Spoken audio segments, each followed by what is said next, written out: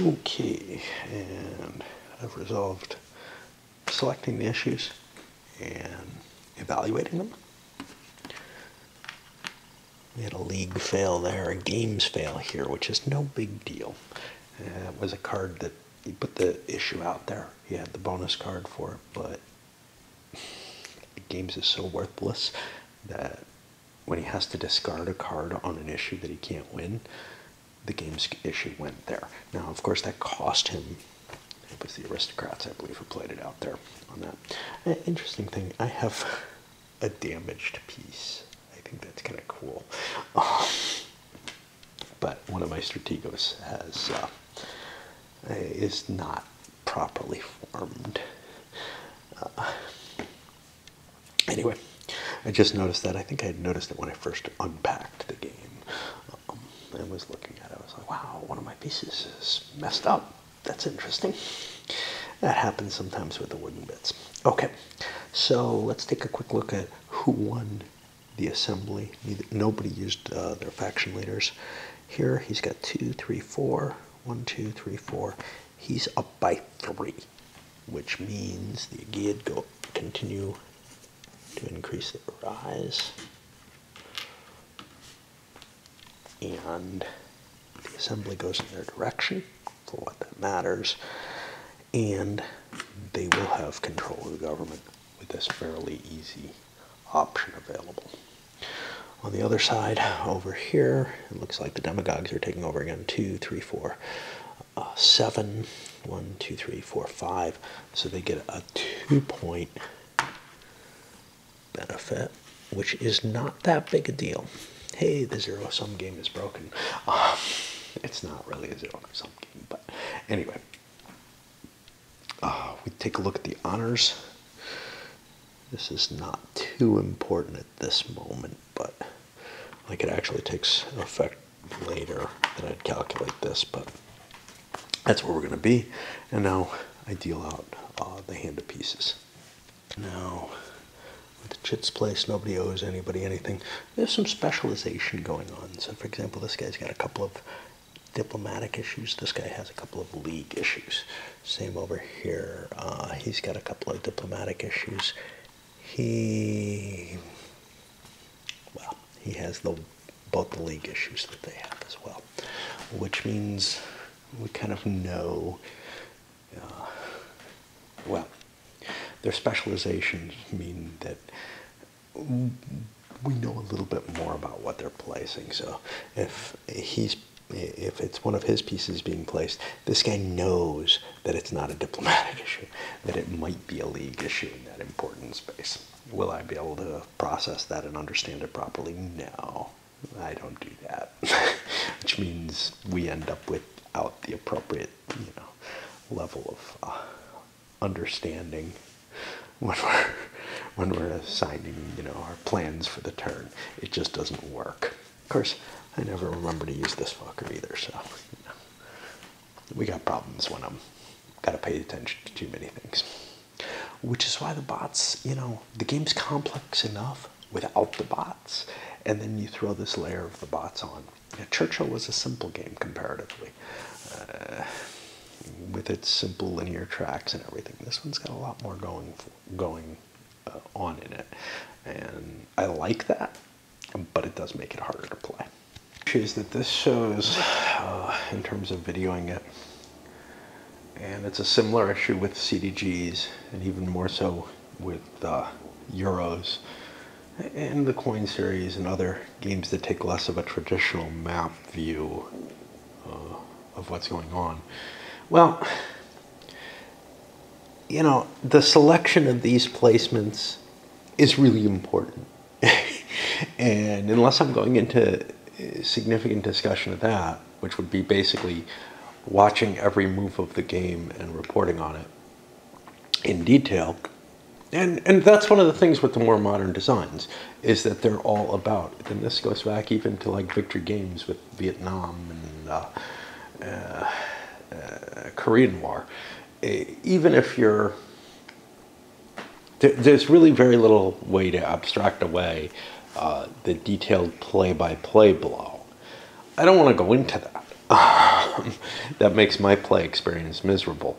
So I end up with kind of not a great narrative coming out of it, because the broad strokes often aren't easily represented. I'll try to do my best. I think this will be better than, like, you know, a worker placement game, but it's not that far off in a lot of ways, because I'm placing these little things, and it's the strategy behind putting them, and then in the order of revealing them and all this. That's what the game's all about. So it's got a very similar flavor to that. You'd think I would really dislike it because I hate worker placement, but actually I kind of like this one. It's just, and the same with the coin games, which have similar kinds of feelings, because they are more tied to the reality. It's just, it's harder for me to see.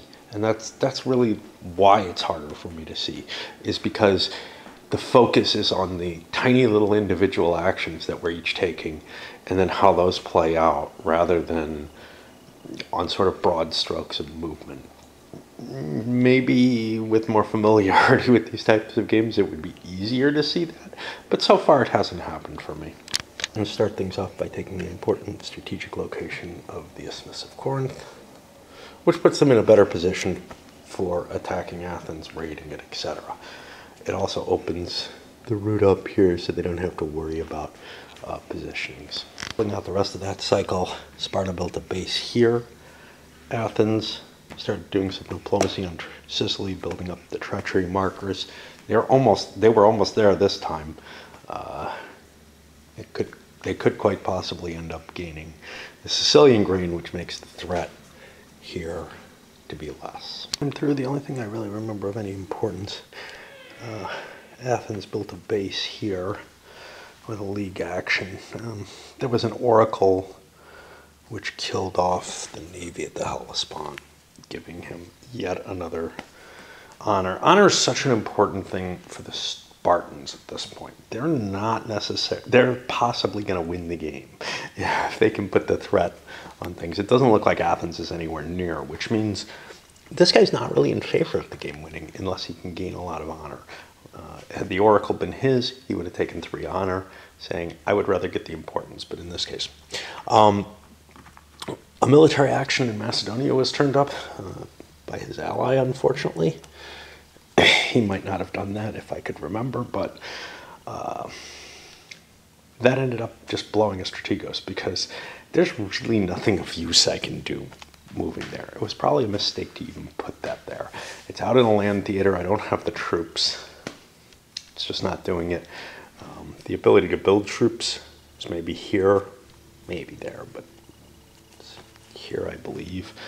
And if that's present, if there's a military order in there, that's what I kind of had to wait for to get an army together. Kind of lost track of what I was doing, and I really did want to move my navies there, which I could have done.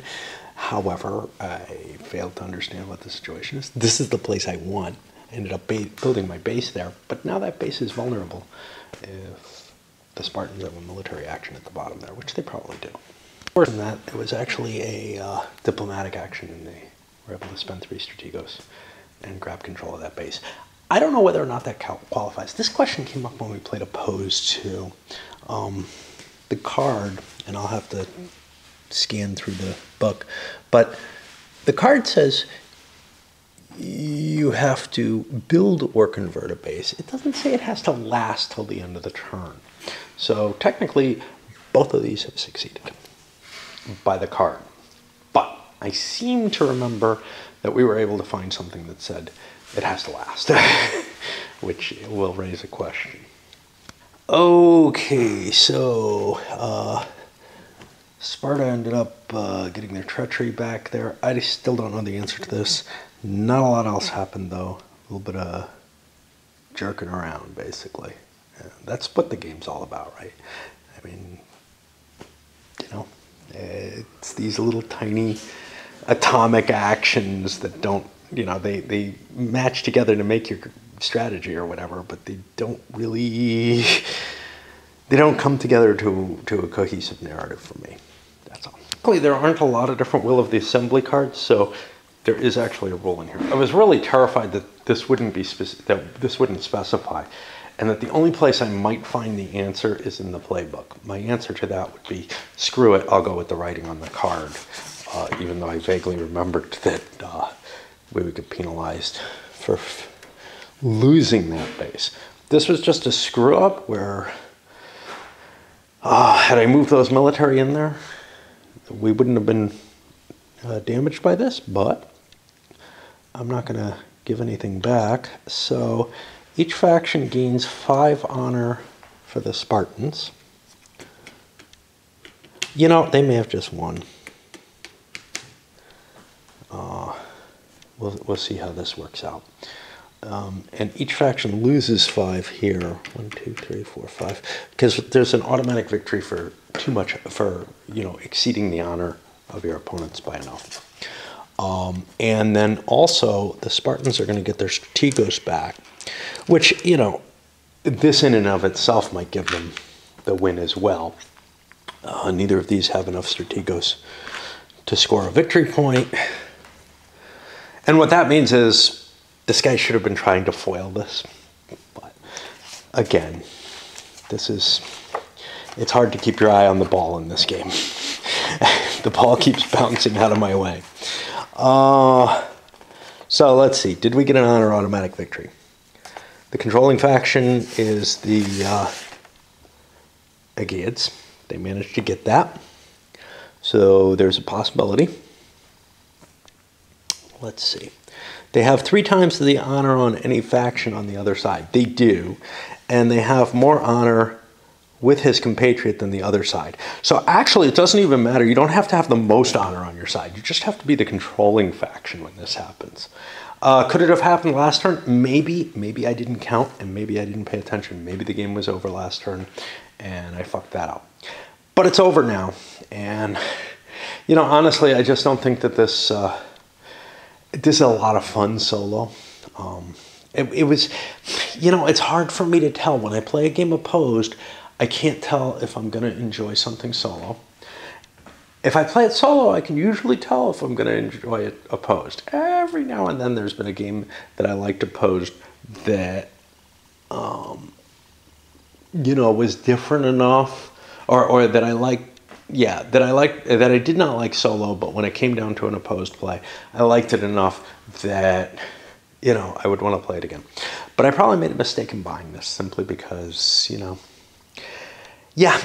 like coin, it ends up being, too many little discrete decisions that are made, trying to zone out on this, and very much when you're actually playing this opposed, you're very much trying to figure out, how can I not lose the game?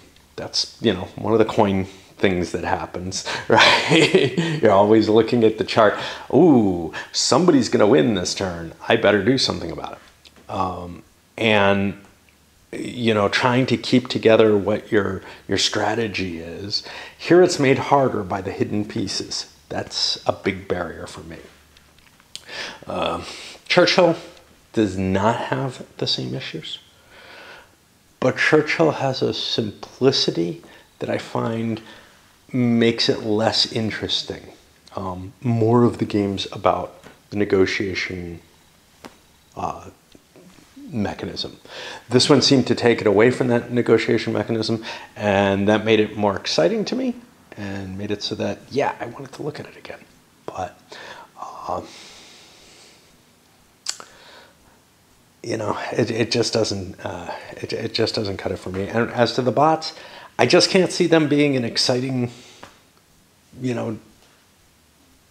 way to play for me.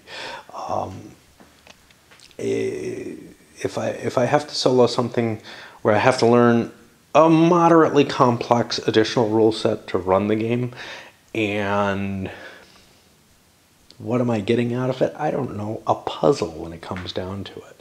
How can I beat the bot puzzle? How can I beat the probability charts? Whatever it is that comes out to it. That's what... They almost always boil down to competitive endeavors, and something like this without a strong narrative probably would do that for me. Very few solo games turn out not to be that puzzle for me. One reason for that is that the solo games are often designed to be difficult.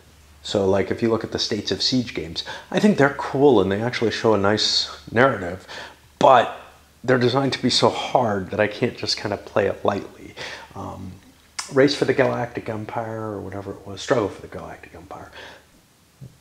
And because I have the first edition, which apparently is kind of broken, being too easy, that one I kind of enjoy just watching it unfold. Things like Ambush, even though they're hard, I enjoy the story there. I feel like I'm playing kind of an RPG. But here, or with the coin games or something like that, I feel like I'd be facing...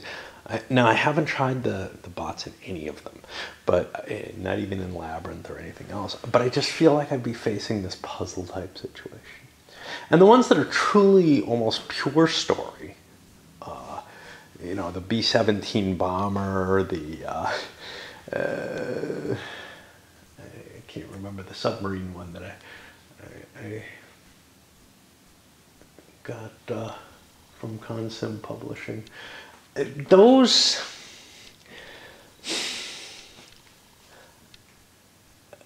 I feel like I could get as much fun out of randomly generating traveler characters, you know? I mean, I'm just getting something, a story out of it. I'm not really getting any particular... I don't feel like I'm playing a game anymore. I feel like all I'm doing is rolling up a random story, you know? Yeah, sure, I get some decisions more in the... I can't remember what the sub one is called, unfortunately. It's hiding in here somewhere. But... my games don't make sense to me in the same way anymore.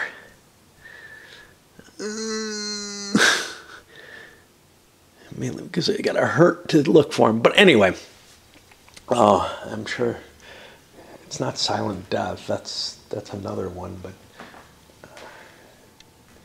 I just end up with this, you know. I could play the same game without a board, without all the pieces and everything. All I need is a piece of paper and, you know, some random generator book or whatever. And that can be fun. It's just, I guess, it's just I have a couple hours of that in my you know, in every year or whatever that I'm willing to face that kind of game. So games that are designed for solitaire or designed to be modified for solitaire usually just don't do it for me. And this one, unfortunately, I can't see getting too much pleasure out of the core design, in part because it's just too hard for me to grasp what the game state actually is, you know, at any given time. And that's the obscurantism aspect.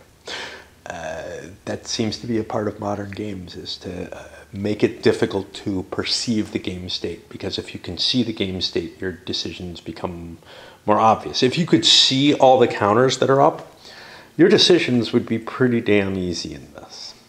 I might try it that way, actually.